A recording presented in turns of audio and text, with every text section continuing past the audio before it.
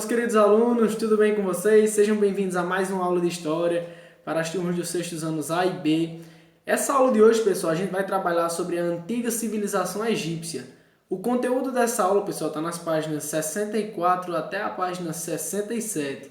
Então vamos já fazer uma viagem bem emocionante sobre esse novo assunto.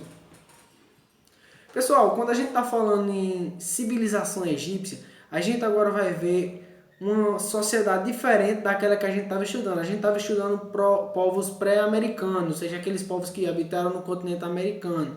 Mas agora a gente faz uma mudança, a gente vai estudar civilização egípcia. A civilização egípcia fica no continente africano. E como em outras partes do mundo, diversos grupos humanos deixaram a vida nômade e se tornaram sedentários, praticando a agricultura e a domesticação de animais. Ao dominarem outros povos, esses grupos formaram reinos e impérios. É o exemplo do Egito, pessoal. Se você viajar por todas as outras sociedades que se desenvolveram no mundo, pessoal, todas elas têm essa característica. Deixam o nômade, se tornam sedentários, aprendem a agricultura, aprendem novas práticas, domesticam animais e com isso formam grandes sociedades. Assim fez o Egito, tá certo? A África, a origem da humanidade. Quando a gente estava estudando lá no primeiro capítulo, se lembra quando a gente ainda estava na aula presencial, eu falei para vocês que os nossos antepassados saíram do continente africano e foram andando pelos outros continentes até chegar no americano. Pois é isso, pessoal. A África tem como conteúdo ela ser a origem da humanidade. O continente africano sofreu profundas alterações climáticas e no relevo, levando à formação de uma paisagem bastante diversificada com desertos, florestas e savanas, pântanos, planaltos, grandes lagos e montes elevados. O maior deserto do mundo é o do Saara. Pessoal, o deserto do Saara, o maior deserto do mundo, como a leitura aí explicou, fica onde? Fica no continente africano. É um deserto característico por altas temperaturas durante o dia e de noite as temperaturas baixarem. Além de ser o maior deserto do mundo, também guarda animais exóticos, tá certo? Daquela região. E aí tá, pessoal, os países que formam o continente africano, tá certo?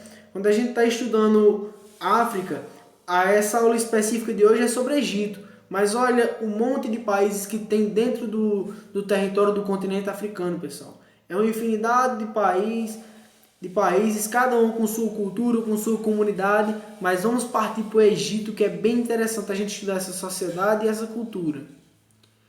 O Egito, pessoal, ele é conhecido como Dádiva do Nilo. Por quê? Porque dentro do Egito passa um importante rio, que é o rio Nilo.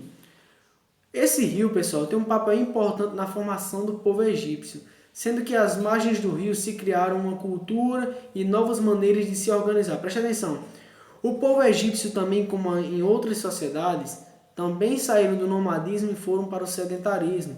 E quando eles estavam desenvolvendo a agricultura, eles tinham o quê? Tinha o grande rio Nilo para ajudar esses povos, pessoal. Ou seja, aquela infinidade de água servia para quê? Para que eles continuassem o quê? Plantando e fazendo com que as suas lavouras crescessem. Então o recurso natural eles já tinham, que era a terra e a água. Então bastava a força humana e com isso os egípcios foram criando técnicas de plantio e de cultivo que os ajudaram até em momentos de seca quando o rio Nilo baixava. Então o povo egípcio, pessoal, se caracteriza por serem muito inteligentes nessa questão de organização de seu espaço e a forma como eles lidam com determinadas situações.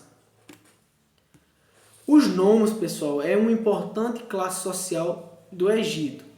Ao redor do rio Nilo, pessoal, os núcleos humanos neolíticos passaram a cultivar grãos, criar gado e organizar as primeiras comunidades agrícolas, chamadas de nomos.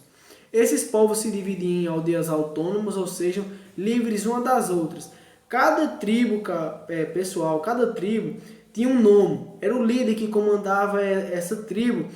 E cada tribo era autônoma. Não tinha esse negócio de uma tribo ser amiga da outra. Cada tribo era independente.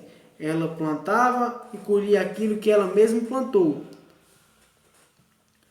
Então, pessoal, o Egito também é dividido em duas. Assim como eu falei para vocês que o nomo era o líder que chefiava a comunidade, havia dois tipos de diferenças. O Egito foi dividido em dois: Baixo e Alto Egito. O Baixo Egito, pessoal, era o quê? Era a união dos nomos da região norte. Eles se uniram para formar o reino do Baixo Egito.